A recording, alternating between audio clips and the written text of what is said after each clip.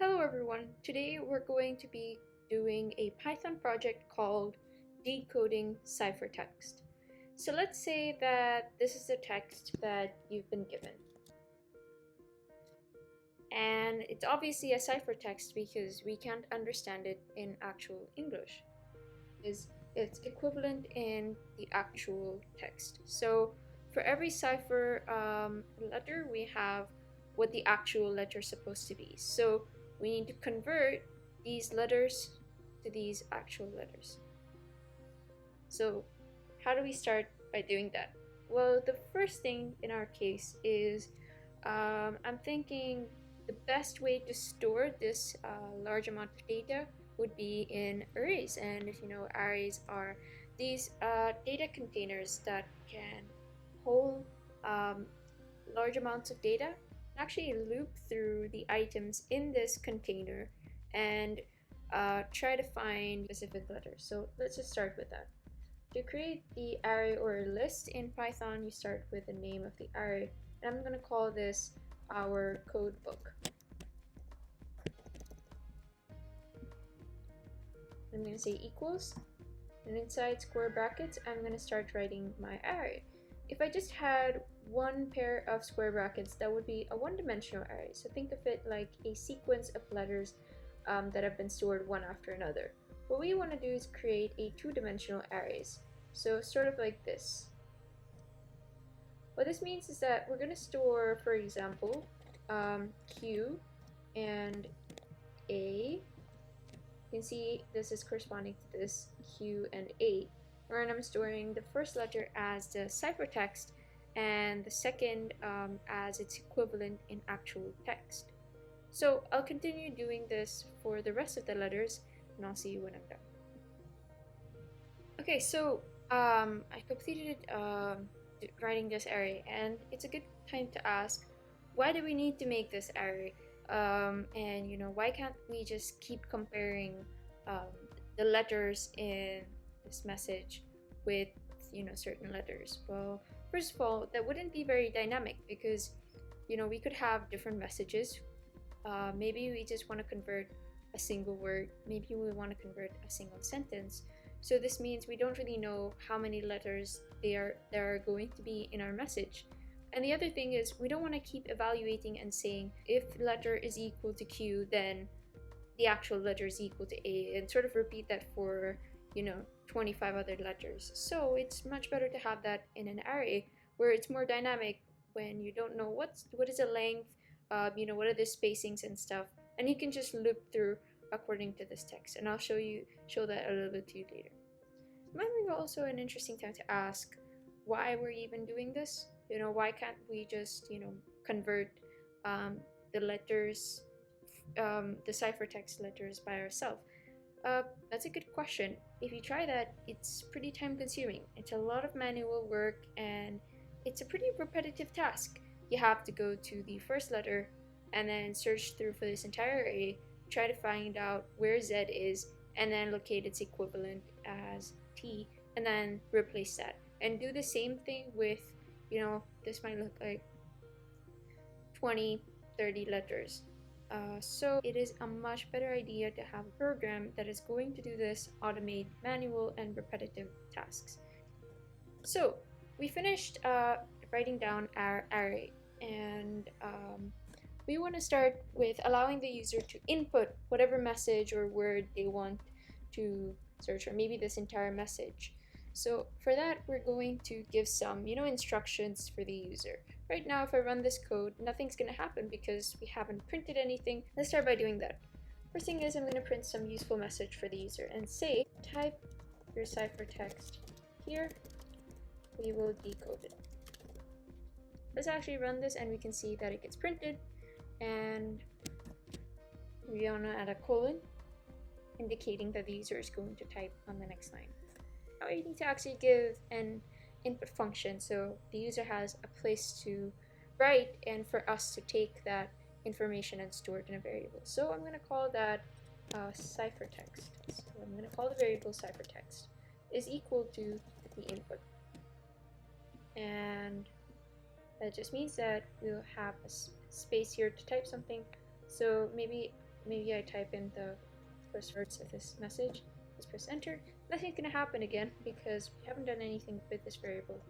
Say I want to print this, it's just gonna show us the same thing that we entered. So for example, I type the first 4 letters, the first word, and you can see it prints that out. I'm gonna run this again.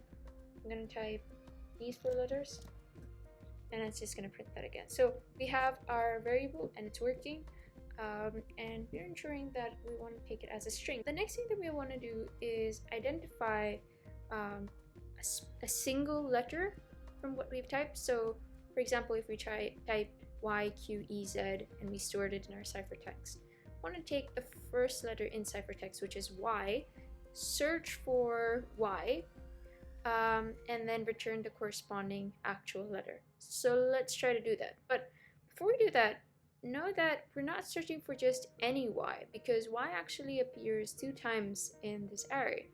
Think one Y is over here, and then we have another Y over here. And yeah, it might be a bit confusing, but we need to remember that the first letter is actually our ciphertext. So this is what we are searching for, this Y. And then this is the corresponding one is the actual letter. We only want to search through the first letter of every pair of square brackets. So only I, O, B, A. For this, you need to understand a little bit about how array indexes works. So let me just show you an example. Say I want to print code book of 0. What do you think will print? Let me run. And just for a second, I'll comment this out so we can just print this. It will print Q and A because to retrieve an element from the array, we say the array name, which is code book, and then right beside it in square brackets, we write the index. Index just means position of something. So from this array, I want to find the element in the position 0. In arrays, index starts from 0. So the first element that you see here is going to have the index 0. W and B in the index 1, index 2, index 3, index 4, so on. So if I say 1, we should be getting W and B. That's just to show you how we're traversing through this array as if it's one-dimensional. It is still giving us 2 values. What if I only want to print the W part of this array? Well, because this is a 2-dimensional array, it means I can give 2 values for my index. You can do that by putting another pair of square brackets here, 0, 0, for example. Now, what do you think it will return? Q. This just means that we're going to the first pair of square brackets in this array, which was Q and A, as we saw before when we printed it out. This additional 0 tells us that from this first pair of brackets, I want to get the first element in it. So that just means we're going to get Q. If I change this to 1, it is going to show A. And if I change this to 2, it should give me an error saying that the index is out of range. List index out of range. This is because there isn't any third value in this first pair of brackets, well, because we just have Q and A. If I do 1 and 0 instead of 0 and 0, it will go for the second pair of brackets that we have, which is W and B, and in that it will search for the first element, so that's W. If I change that to 2, it should be E. If I change that to 3, it should be R. If I want to get a D from here, I'd have to change this to 1, because I want the second element in my fourth pair of brackets. There you go, D. Let's try to understand a little bit about how we can first get the first letter in our ciphertext. So when I input ZIOL, I want to get the first letter Z. So you can say for letter in ciphertext, print letter. This is a for loop, and in a for loop, this means that it's going to be repeated a certain number of times. So in the for loop, we have said for every letter in ciphertext, it's going to repeat that many times. ZIOL. So I printed out every single letter on a different line. We know how we can take single letters one after another from what we've input here. Now what we're gonna do is we want to search through the array and we want to say, is this letter equal to my first letter? While loop is another type of loop. It's going to repeat one thing multiple times while a condition is true. We want to check if our letter, which is ZIOL that we're talking about, if this letter is equal to codebook of first letter, something of 0. The something is going to be count because we start with count of 0 and 0. If this is equal to this, then it's going to print found and the index. So I'm going to say print count, 0. Otherwise, if it's not equal to this, we will say else count should increment itself by 1. Let's run this. Let me do just one letter. So that's Z. Say codebook is not defined. Dot and underscore. So if I say Z, it's just repeating multiple times. It's repeating an infinite number of times. Why is it doing that? Well, because it keeps repeating this 26 times. We wanted to exit this while loop, so I'm going to set count to 26. Remember that when count does become 26, it's going to exit this loop. So let's try that.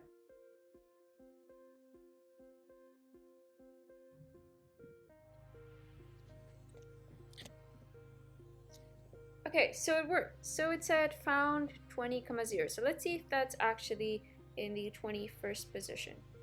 That's 1, 2, 3, 4, 5, 6, 7, 8, 9, 10, 11, 12, 13, 14, 15, 16, 17, 18, 19, 20, 21st. Yeah, so it found Z. But we wanted to return T because that's the actual letter that we're converting the ciphertext to. So I'm going to print count, 1. Again, I'm going to type Z, and hopefully it should give us 20, 1. Now, I don't want it to give the index. I'm going to say print whatever value in this array is at that index. So count 1. Hopefully it should give me T because that is the corresponding actual letter when the ciphertext is said. So yeah, we just saw how to do it for a single letter. Now let's try to do it for every single letter in the ciphertext. Let me type 4 letters now. And it said THIS, which is this. Now I don't want to print found every time. That was just for purposes of checking how many times it actually ran. Let's try to run that again. I'm going to type the same number of letters, ZIOL, and it printed this. Now, this is good. It is working, but we don't want it to come on separate lines. I want to take every time that we convert it to the actual letter, I want to put that into a string and then print out the final string at the end, a single line rather than on separate lines. I'm going to put this into a variable called actual letter. Actual text, A capital, actual text is equal to actual text plus actual letter. And I need to declare actual text at the beginning. I'm going to declare that to an empty string, print actual text. So let's see what happens. I'm going to type the same thing, ZIOL, And I printed this. We got it on a separate line. Now the next thing that we want to do is if I want to print out two words here, for example, it's gonna give me this is. It's not registering the space that I originally typed out. So I want to give another condition using elif to say that if my letter is actually not a letter, if it's actually a space, then I'm gonna take my actual letter as a space as well, so that the space gets added to my string. And another thing that I want to do is I want to set the count to 26 because that letter is just a space, so we can get out of this loop and then move on to the next letter. Let's run that. I type ZIOL space OL, and it says this is again. Well, the thing is we forgot to add this actual letter to the actual text. So let's do that now. Type that here as well. And let's do it again. ZIOL OL. And it said this is. We use a comparison operator instead of an assignment operator, and that's why it didn't get registered, and it just printed the same, the last letter once again. Okay, so now it works. We also have full stops, and we also have commas. We can just write another else if statement. So elif letter is a full stop, then my actual letter is going to be a full stop as well, and it's going to add this to my actual text. And again, set the count to 26 because that's on a letter. You would need to move on to the next letter. I do the same thing with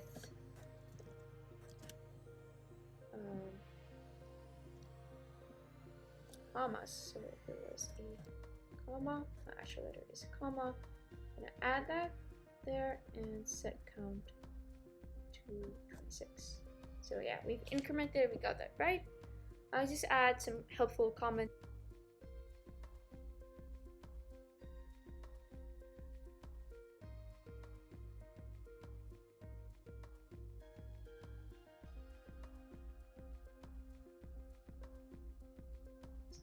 I'm gonna put an entire sentence here, and I'm gonna press enter. It says this is a cool fact. So yeah, it's working. The translation is working. Now, what if I want to print this entire thing? Remember, it has spaces, full stops, and commas. Trying to make sure that this is on a continuous line instead of on separate lines. And it says this is a cool fact. With just two numbers called binary, you can make infinite combinations. So this is the entire code that we wrote. It's pretty good. It's under 50 lines. Thank you for watching this video. Hope you learned something new. Bye.